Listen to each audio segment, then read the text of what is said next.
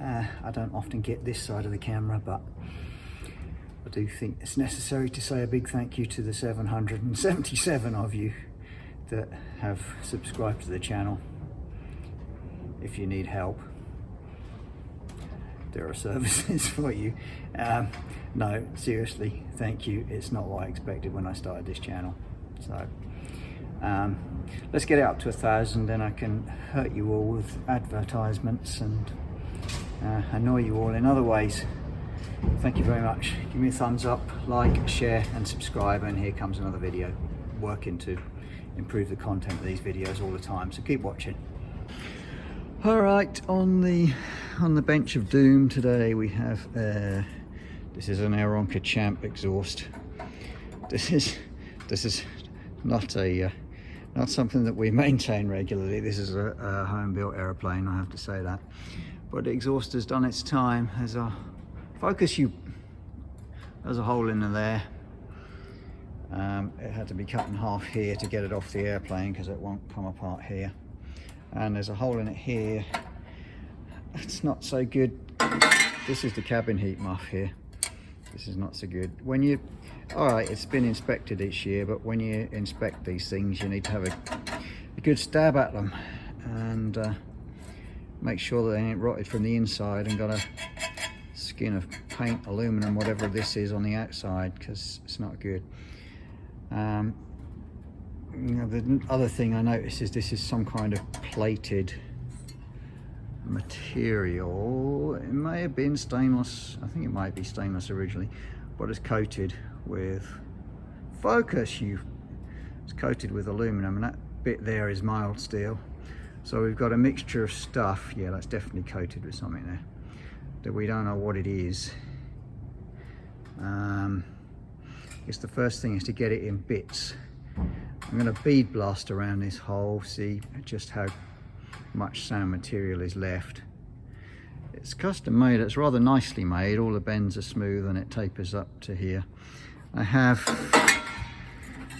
to replace this bit, I've got a 300 series bend here. Not quite as nice and smooth as the original bend, but it's very close. It won't cause a problem. Let's get to it.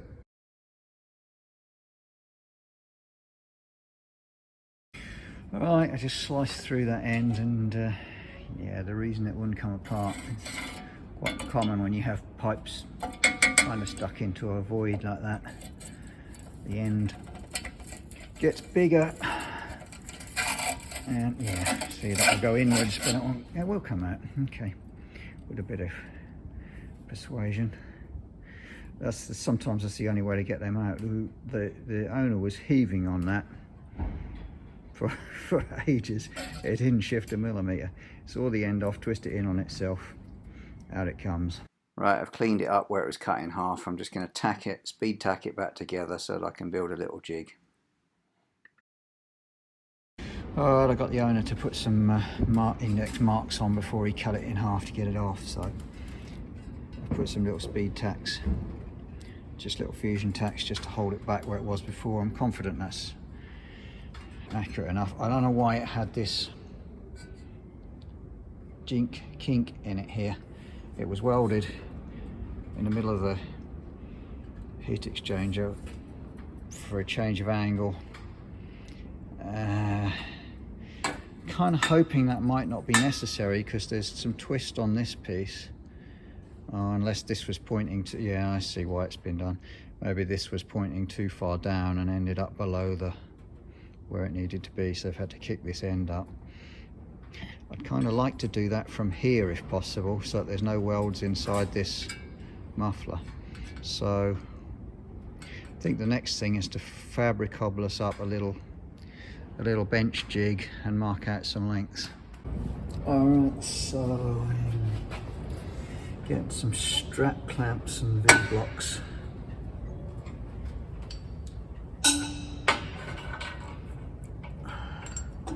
Around it somehow, and kind of my goal here is going to be to get this part rigid enough, put something on here, and eventually I can cut this off, make the new bit line up with whatever this bit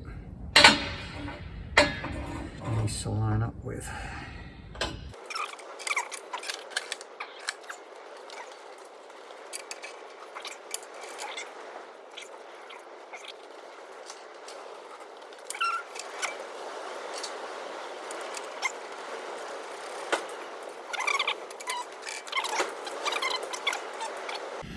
Right, so here's my setup. I got a couple of old V blocks there, strap clamp, a little bit of packing under there, strap clamp on there. I wasn't so worried about squashing that because I got a welder patch on there anyway, and an angle plate just bolted down here. I've got an edge reference there and a height reference there. So my next stage is to saw through here and prep up this bend to fit in place. And I think I'll have to tack it up and take it to the airplane and make sure it's okay with the slight bend happening here rather than here. I don't see why it wouldn't be. I don't like this. I don't like a weld right in the middle of a heat exchanger. So we're going to give it a go. Hopefully these are rigid enough that I can get a hacksaw through here without disturbing the setup. I'll know if I have because it will move here, so we can but try.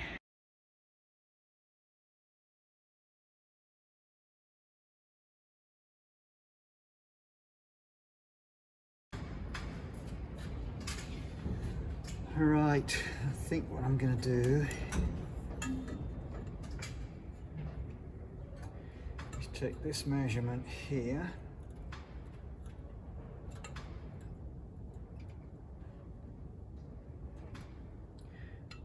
and cut it off from here.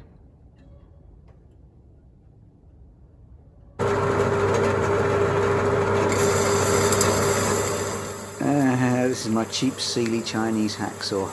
It's one of the best 50 quids I ever spent. It's been going for 20 years, and actually more than that, 30. It's not the most precise thing in the world, but it does the job.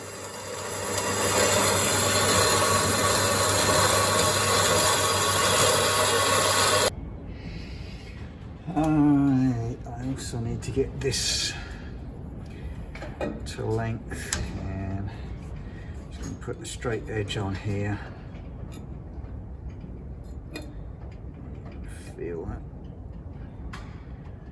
Feel that up against the edge there, and put a mark here. I'm going to give myself a little bit of extra there for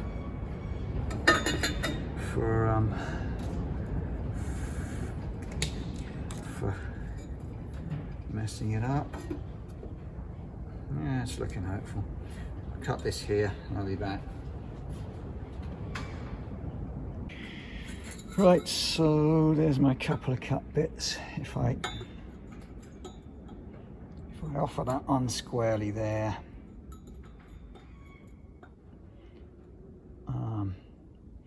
it looks pretty good over here. It needs to come up to this position here to align with this tape. So whatever gap is at the bottom there, I need to cut off the top here to form a sort of elliptical end. Okay, and I'm slightly proud here, so that should come right when we get it sorted out. So we'll do some measuring, make a slight angle cut there, clean this horrible plating off here in 3 spots, we'll tack it, and we'll take it to the airplane and see if it's going to work. I need to clean all this soot out the inside here as well. I'll do that with a little die grinder, and again take a bit of this aluminum off here and tack it.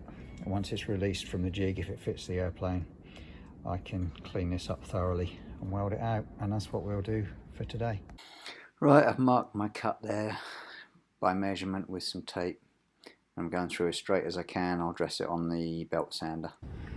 Right, so I made my cut as straight as I could and dressed it on the belt sander. I think we're going to be okay.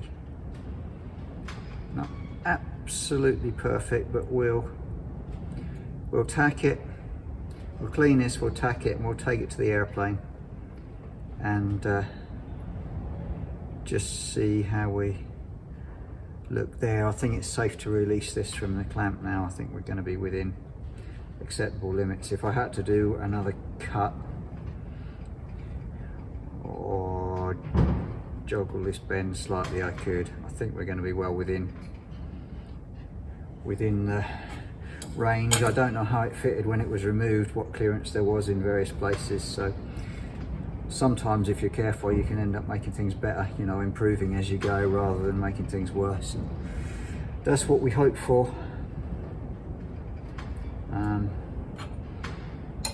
You know, we might be able to eliminate someone else's errors when they built it the first time.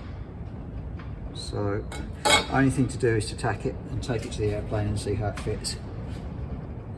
I'm going to try and get a tack.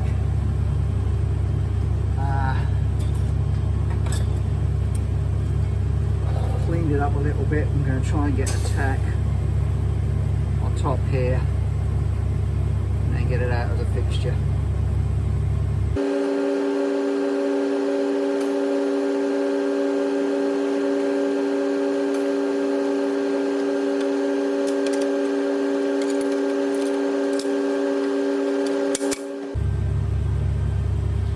So to get this to tack, I'm having to get it together, file off this plating,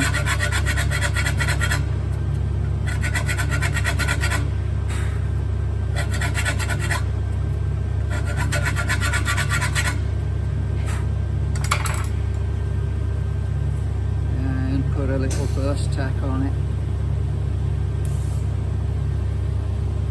Right there, like that. If there's no gap, that will work. And she's strong enough to take to the airplane and try, so that's what we'll do. Alright, so here's what we had before and what we've got now. I like it a lot better with the slight kick up here than the bend in the middle there. I hope it's going to work when you go to the airplane and take a little look. See how, if you get no gap and you file off this horrible coating, you get a neat tack. I think it is stainless underneath and it's sound enough there. I'm going to weld it with 309 since I don't know what it is. Put 3 little tacks on there because I want it nice and strong and I wanted it to pull up a little bit. And a tiny gap this side, but I think we can deal with that. So I'm going to weld it with 309. I'm going to thoroughly clean off all this plating and I'm going to purge it. I'm just going to go and check for fit first. Alright, so yeah, I've offered it on the airplane to line up with the other side. It looks hopeful. I have a feeling I'm going to end up making another little cut and correction here to the end angle, but I'm still happy with that. I like the slight bend here. I may have a slight bend up here as well. I think I'd rather that. I'll be welding stainless to stainless here. I've got a nice fit up here. I'm going to carry on and weld this up, and next week I'm going to get someone to help me offer the muffler in, and I think we'll probably end up doing a final cut around here and correcting the angle and position of this end very slightly for a sort of an optimum fit. It looks like the actual muffler has been running close to these bearers for some time. It could really do with coming up a little bit, especially as these exhaust systems tend to sag over the years, the rear mounted ones. So we're going to weld this out. That's good for now.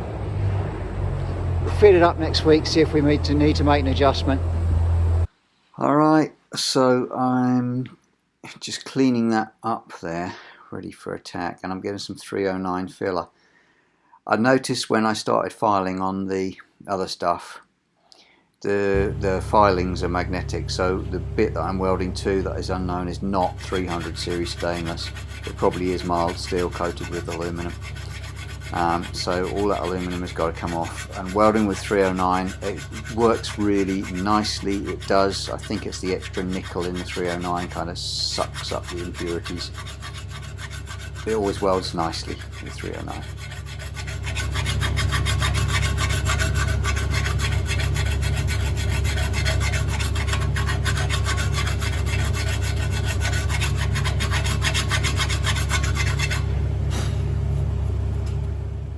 Alright, if you're into welding, don't forget to check out Jody at weldingtipsandtricks.com on YouTube.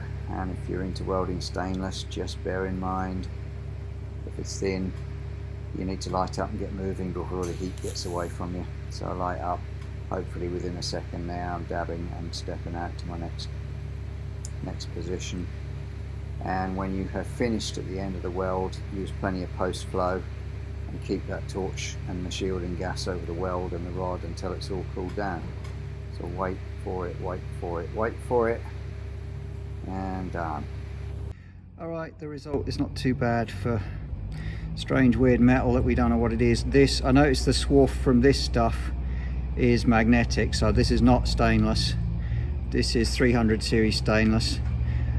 I'm using 309 filler, which always cleans up the weld nicely. It kind of almost sucks out impurities, and that's working pretty well. I'm just going to work my way around that in little steps, and that'll be good enough, and that's enough for today. So if you like what you see, don't forget to give me the thumbs up, like, share, subscribe. I make these videos in my own time. It's Saturday now, it's time to go home, and we'll finish this off in some evenings next week. But throw me a bit of love, YouTube, and thanks for watching.